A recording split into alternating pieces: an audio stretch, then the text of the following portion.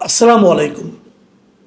প্রিয় দর্শক, এই বর্তমান সরকার দায়িত্ব নেওয়ার পর আমার কাছে মনে হয়েছে যে প্রথমবারের মতো মব ভায়োলেন্সের ব্যাপারে একটা গুরুত্বপূর্ণ পদক্ষেপ আমরা দেখতে পেলাম।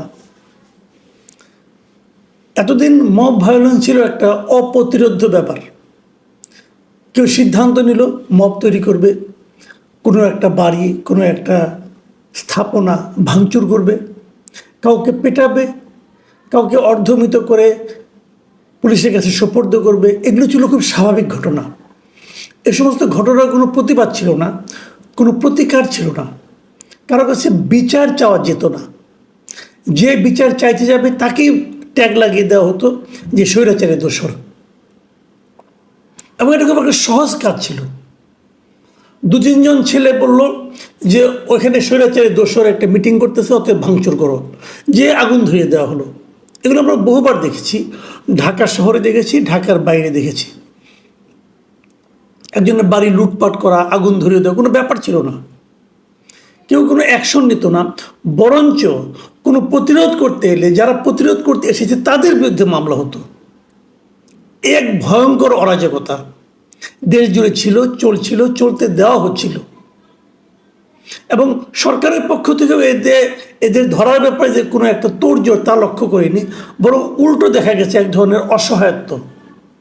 ধরা যাচ্ছে না, কিছু বলা যাচ্ছে না, এ ধরনের কথাবার্তা।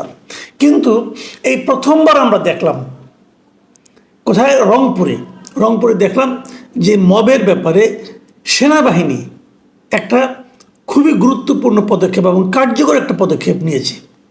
আপনারা জানেন ঘটনাটা কবে ঘটেছে। ঘটনাটা গত বৃহস্পতিবার রাতে রংপুরে জাতীয় পার্টির চেয়ারম্যান জিএম কাদেরের বাড়িতে হামলা করা হয়। তার বাড়ির নাম হলো দ্য স্কাই ভিউ।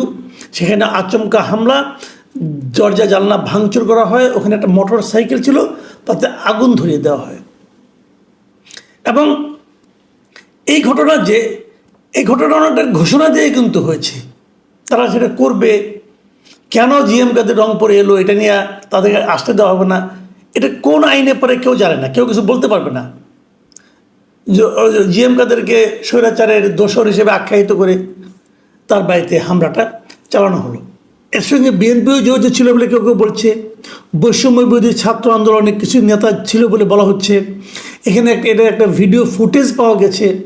তো এই ভিডিও ফুটেজগুলো দেখে টেখে শনিবার দিন ওখানকার যে সেনাবাহিনী আছে, সেই সেনাবাহিনী বৈষম্য বিরোধী ছাত্র আন্দোলনের দুই নেতাকে, মহানগরের আহ্বায়ক ইমতিয়াজ আহমেদ ইমতি এবং জেলা আহ্বায়ক ইমরান আহমেদকে পায়রা চত্বরে ডেকে নিয়ে তাকে জিজ্ঞাসাবাদ করে যে কেন এই ঘটনাটা ঘটলো, কে ঘটিয়েছে, এগুলো জিজ্ঞাসাবাদ করে। এই কথা শুনে আবার রাত 1:30টার দিকে নাগরিক পার্টি এনসিপির উত্তরাঞ্চলের যে মুখ্য সংগঠক সার্জিস আলম উনি নিজেই ঘটনাস্থলে হাজির হন। এবং তখন হাজির হলে তাদেরকে ওই ভিডিওর ছবিগুলি দেখিয়ে সেনাবাহিনী বলে যারা এই কাজগুলি করেছে তাদের ধরিয়ে দেওয়ার ক্ষেত্রে আপনারা সহযোগিতা করেন। এরপর শুক্র এবং শনিবার 2 দিনই থানায় কোনো মামলা হয়নি। মামলা করতে দুই পক্ষই গিয়েছিল। জাতীয় পার্টি গিয়েছিল, তারা ওই ছাত্রদের কয়েকজনকে আসামি করে মামলা করতে চেয়েছিল, থানা মামলা নেয়নি। উল্টো আবার ছাত্রদের বৈষম্যবিরোধী আন্দোলন যারা আছে তারাও আবার জাতীয় পার্টির মূল নেতা জিএম কাদের, ওখানকার মেয়র যে সাবেক মেয়র, এদের সবাইকে আসামি করে তারাও একটা মামলা করতে গিয়েছিল, সেই মামলাও নেওয়া হয়নি। রবিবার দিন অবশ্য 2 দিন পর, ঘটনা 2 দিন পর দুই পক্ষের মামলায় পুলিশ নিয়েছে। আচ্ছা, এই যে নিল, তারপর কি দেখলাম আমরা? রবিবার দিন সন্ধ্যায় একটা জিনিস আমরা লক্ষ্য করলাম, সেটা হলো সার্জিস আলম একটা ফেসবুকে স্ট্যাটাস দিল, বিশাল একটা স্ট্যাটাস। সেই স্ট্যাটাসের শিরোনাম কি? রংপুর ও আওয়ামী লীগের বি টিম জাতীয় পার্টি ইস্যু। মানে পুরো ঘটনাটাকে সে তার মতো করে বর্ণনা করে সে ফেসবুকে একটা স্ট্যাটাস দিল। এবং সেই স্ট্যাটাসে কিন্তু উনি উনাদের কর্মকাণ্ডের এক ধরনের সাফাই গাওয়া শুরু করলেন। এবং এক পর্যায়ে তিনি বললেন, তিনি যা লিখেছেন, লেখাটা আপনারা শুনুন উনি কী বললেন। উনি বললেন, জিএম কাদেরের বাড়ির পুরনো বাইক আর সামান্য আগুন নিয়ে যাদের এত চিন্তা, তারা বিগত 9 মাসে আওয়ামী সন্ত্রাসী খুনিদের ধরতে কয়েকটা অভিযান চালিয়েছে, কতজনকে গ্রেপ্তার করেছে। এই যে কথাটা উনি লিখলেন, এই লেখাটার মূল লক্ষ্যটাকে সেনাবাহিনী, মানে যে সেনাবাহিনী ওই ঘটনার দায়ী ব্যক্তিদের ধরার জন্য ভিডিও ছবি দেখিয়ে তাদের কাছে সাহায্য চেয়েছেন, এবং আগের রাতে যাদের সঙ্গে সাজিদ সালাম দেখা করেছেন, কথা বলেছেন, তাদেরকে উদ্দেশ্য করে কিন্তু সাজিদ সালামের এই লেখা। তার মানে সেনাবাহিনী যে ওই লোকজনকে ধরতে চেয়েছেন, এটা সাজিদ সালামের পছন্দ হয়নি। উল্টো উনি বলছেন যে জিএম কাদেরের বাড়িতে এই সামান্য আগুন, মানে একটা বাইক কিন্তু পড়ে গেছে, কিন্তু সামান্য আগুন তার কাছে মনে হয়েছে, এই সামান্য আগুনের জন্য ওনারা আসামি ধরতে যাচ্ছেন। এরা এতদিন কিছু করেন নাই কেন? তার মানে এতদিন কিছু করেননি, মানে সাজিদ সালামের অভিযোগ দিয়ে সত্য হয়, তাহলে কি উনি পরে আর কিছু করতে পারবেন না? এই জায়গাটাতে কিন্তু সাজিদ সালামের এই বক্তব্যটা আমার কাছে খুবই খুবই আপত্তিকর মনে হয়েছে। এবং শেষ দিকে যেটা আবার বলেছেন যে বাংলাদেশ সেনাবাহিনীকে আমরা এখনও যথেষ্ট সম্মানের জায়গায় রাখি, মানে এখনও, মানে এরপরে নাও রাখতে পারি, আমরা এখনও যথেষ্ট সম্মানের জায়গায় রাখি, কিন্তু ফ্যাসিবাদ বিরোধী লড়াইয়ে তাদেরও স্পষ্ট অবস্থান এবং কার্যক্রম আমরা দেখতে চাই। আমার কাছে না সাজিদ সালামের এই কথাগুলির মধ্যে এক ধরনের অধ্যত্ব আমি টের পাই। উনি নিজেদেরকে কী মনে করেন সেটাই বুঝতে পারেন। উনি একটা পলিটিক্যাল পার্টির একটা লিডার, উনি এইভাবে কথা বলতে পারেন কিনা। ফ্যাসিবাদ বিরোধী আন্দোলনটা কে করেছে? উনি একা করেছেন, আর কেউ করেনি। এদের সমস্যা হচ্ছে একটাই, এরা পুরো আন্দোলনটাকে নিজেদের সম্পত্তি হিসেবে বিবেচনা করা শুরু করেছে। তারা নিজেদেরকে অথরিটি ভাবতে শুরু করেছে। তারা যেন বলতে চায় যে ওনারা যেটা বলবেন ওইটাই হলো আন্দোলন, আর বাদ বাকি কেউ আন্দোলন কিছু বোঝে না। সেনাবাহিনীর কি ভূমিকা ছিল এই আন্দোলনে, এটা তো আমরা দেখেছি, ওনাদের কি ভূমিকা ছিল সেটাও দেখেছি। ব্যক্তিগতভাবে সাজিদ সালামের কি ভূমিকা ছিল সেটা তো ফেসবুকে গেলে অথবা সোশ্যাল মিডিয়ায় গেলে সবাই দেখে। বঙ্গবন্ধুকে নিয়ে ওনার সেই জ্বালাময়ী ভাষণ, এটা সবাই জানে। হলের সামনে দাঁড়িয়ে উনি তার ছবি টবি, এগুলো সবাই জানে। বঙ্গবন্ধুর ছবির সামনে দাঁড়িয়ে এগুলো কে দেখেনি? সবই আমরা জানি। এখন উনি অথরিটি হয়ে গেছেন, এত ভালো না রে ভাই। মধ্যে কথা হলো, ওনার এই সমস্ত কথা বলার মাধ্যমে উনি কিন্তু প্রকারান্তরে মবকে এক ধরনের সাপোর্ট দিয়েছেন। যে মবকে সাপোর্ট দেওয়াটা হলো সবচেয়ে ভয়ঙ্কর একটা কাজ। আপনাদের মনে আছে কয়েকদিন আগে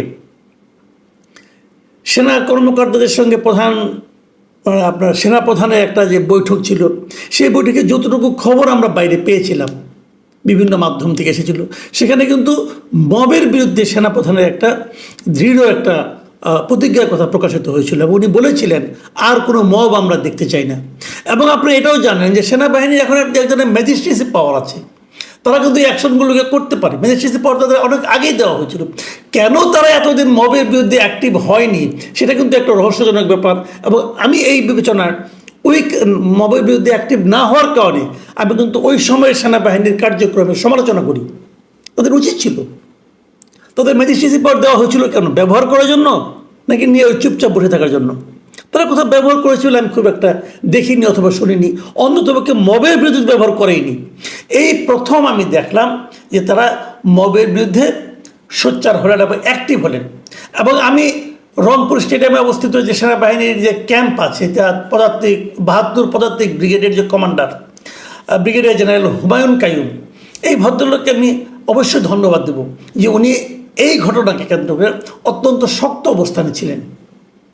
এবং থাকার কারণে ওনারা কিন্তু সাংবাদিকদেরকে পরে ওদের সবার সঙ্গে বৈঠক করেছেন, বিএনপির সঙ্গে বৈঠক করেছেন, ছাত্রদের সঙ্গে বৈঠক করেছেন উনি। এবং বৈঠক করার পর উনি পরে সাংবাদিকদেরকে রাতেরবেলা, রোববার রাতেরবেলা ব্রিফ করেছেন, এবং ব্রিফ করে উনি যে কথাগুলি বলেছেন সেই জিনিসটা আমার কাছে খুবই গঠনমূলক কিন্তু কঠোর অবস্থান বলে মনে হয়েছে। উনি বলেছেন যে আওয়ামী লীগ, বিএনপি এবং এনসিপি লোকেরা তারা এখানে এসেছে, আমাদের সঙ্গে আলোচনা করেছে, এবং তারা কী বলেছে উনি বলেছেন, শুনুন কী বলেছেন উনি বলেছেন, আমরা আনন্দিত এনসিপি ও বিএনপির প্রতিনিধিরা স্বতঃপ্রণোদিত হয়ে এখানে এসেছেন। তাদের যেসব কর্মী ও সহযোদ্ধা আবেগে হোক বা যে কোনো কারণেই হোক আইন নিজের হাতে তুলে নেওয়ার চেষ্টা করেছিলেন, কিছু কর্মকাণ্ড করেছিলেন, আমরা তাদের চিহ্নিত করার সুযোগ দিয়েছিলাম। তারা নিজে থেকে এসেছেন, তারা এরকম আর কিছু করবেন না ভবিষ্যতে। আমরা আশা করব তারা তাদের রাজনৈতিক কর্মকাণ্ড যেটা নিয়মের মধ্যে পড়ে সেভাবে চালিয়ে যাবেন, কিন্তু কোনো ধরনের ভাঙচুর, কোনো কিছু নষ্ট করা, মবের মাধ্যমে অন্যায়ভাবে বাধা সৃষ্টি করা, এসব কর্মকাণ্ড শুধু রংপুরে কেন, বাংলাদেশের কোথাও করার সুযোগ নেই। এই কথাটা আমি মনে করি ইম্পর্টেন্ট। মব করা যাবে না। আপনি ইচ্ছা হলো একজনকে ট্যাগ দিয়ে তাকে আপনি ভাঙচুর করবেন, এটা পারবেন না ভাই। আপনি এনসিপি হন, বৈষম্যবিরোধী ছাত্র আন্দোলনই হন, আর বিএনপি হন, আর ছাত্র দলই হন, পারবেন না। আপনাকে আইন এই এখতিয়ার দেয়নি। কাজেই আমি মনে করি আগামীতে তারা মব করার চেষ্টা করবে, জনগণের উচিত হবে সেটাকে প্রতিরোধ করে তাদেরকে নিয়ে সেনাবাহিনী হাতে তুলে দেওয়া। এবং সেনাবাহিনী এই ভূমিকা কেবল রংপুরে নয়, কেবল ৭২ পদাতিক ব্রিগেডেই নয়, আমি অন্য অন্য সকল জায়গায় যেখানে যেখানে সেনাবাহিনী আছে তাদের কাছ থেকে আমরা এ ধরনের কঠোর অবস্থান দেখতে চাই। আমি মনে করি ভাই আগামীতে একটা নির্বাচন হতে পারে, নির্বাচনে যে ইলেকশনে জিতবে সে জিতবে, কোনো সমস্যা নেই, জনগণ যাকে ভোট দেবে তারা ক্ষমতায় আসবে, এটা নিয়ে আমার কোনো আপত্তি নেই। কিন্তু তার আগে আপনি গায়ের জোরে আপনি যা ইচ্ছা তাই করবেন, এটা হবে না ভাই। দেশে আইন শৃঙ্খলা প্রতিষ্ঠা করতে হবে। আমাদের স্বরাষ্ট্রমন্ত্রী সম্ভবত এখন ঘুমিয়ে আছেন, ওনাকে নিয়ে বেশি কিছু না বলাই ভালো, কিন্তু আমি সেনাবাহিনীকে অনুরোধ করব, কে ঘুমাচ্ছে আর কে ঘুমাচ্ছে না আমরা জানি না, আপনারা যেন জেগে থাকেন। প্রিয় দর্শক, এখন এ পর্যন্তই। আল্লাহ হাফেজ।